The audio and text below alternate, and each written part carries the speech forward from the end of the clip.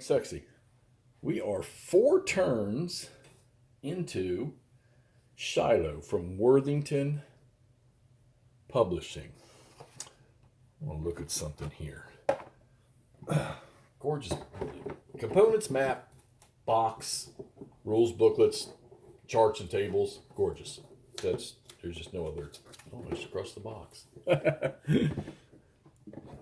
a little anxious there. So this is, let's see.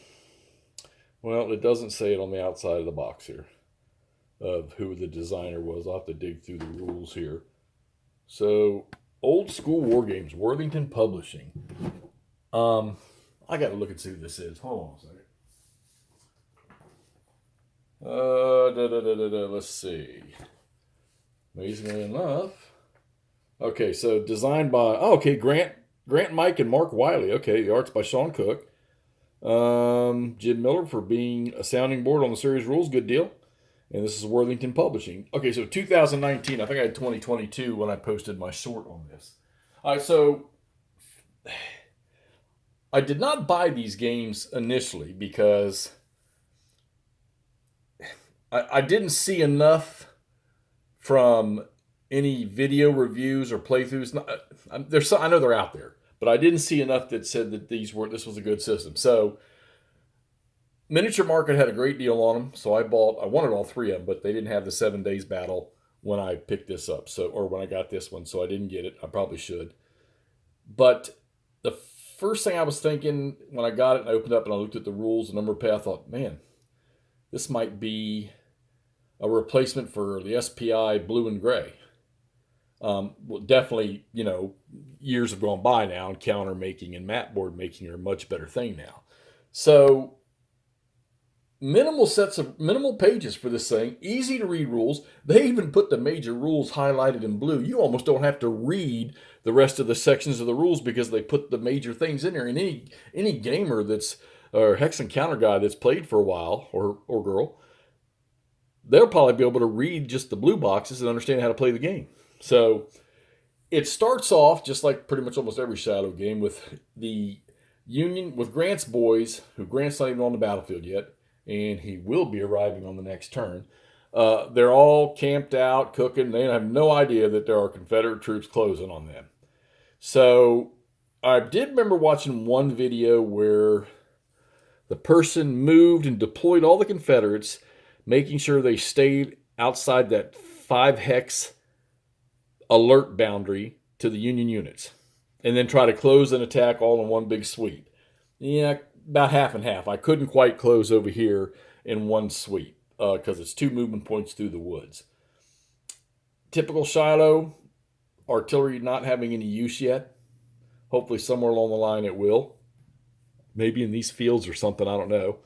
But we hit immediately with Bragg's 2nd Division over here, okay? And Polk also. Johnson, of course, is in command. Now, if Johnson dies, Beauregard takes over.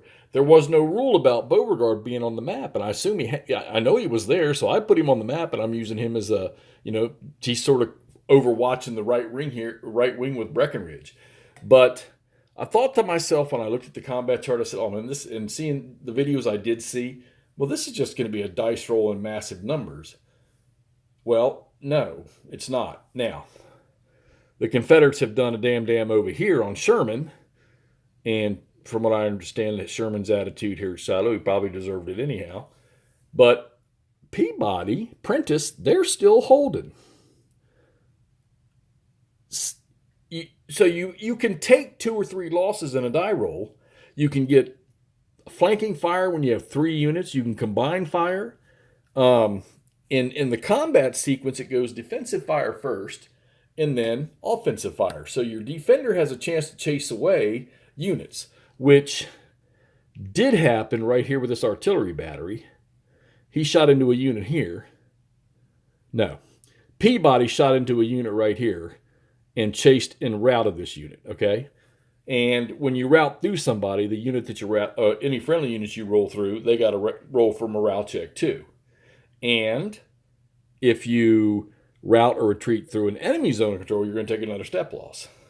So they did manage to chase this guy back, which changed the attack outlook over here on, like, if he would have stayed put, they would have had 3 units shooting him, and they would have had 3 units shooting at him.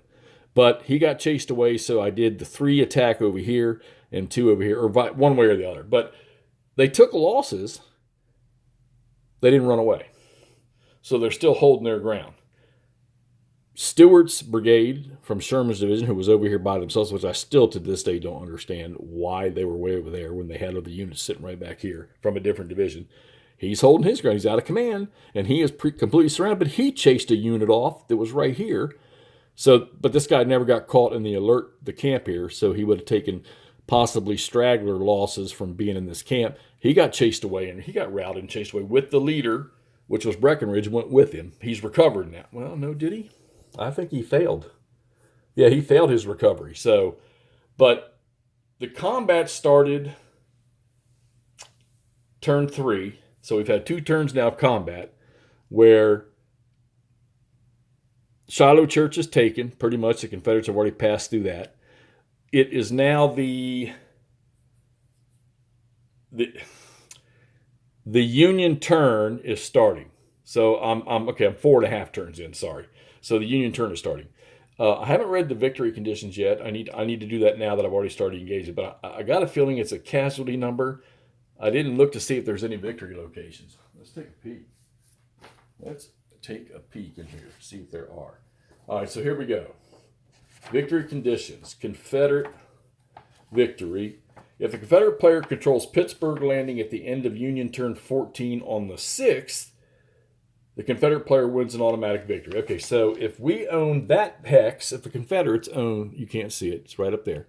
The Confederates own that hex, and by the right before night on April 6th, the first day, it's an automatic victory. Union Army surrenders. All right, and control is determined by the side currently occupying or the last to enter. All right, if the Confederates do not win an automatic victory, then determine the winner by which player has the most victory points as follows. Okay, so the Confederate player scores 2 victory points for each infantry brigade on or east of hex row 15. So where's hex? So on or east of hex row 15? My God, that's way the hell out here. Okay, I can't possibly be right. Maybe it is. I don't know. All right. Yeah, hex rows. I mean, well, I don't know. Hex row could be, well, let's see. Which way is north, south, and east? North. Okay, no, so it's this way here. So east of hex row 15. So that would be this hex row here. Well, they're all east of hex row 15. I might get some clarity on that one there. Oh, okay, so he gets 2 victory points for each. The Union player scores 2 victory points each for each Union brigade west of hex row 15. Okay, so almost the middle of the board, along about in here.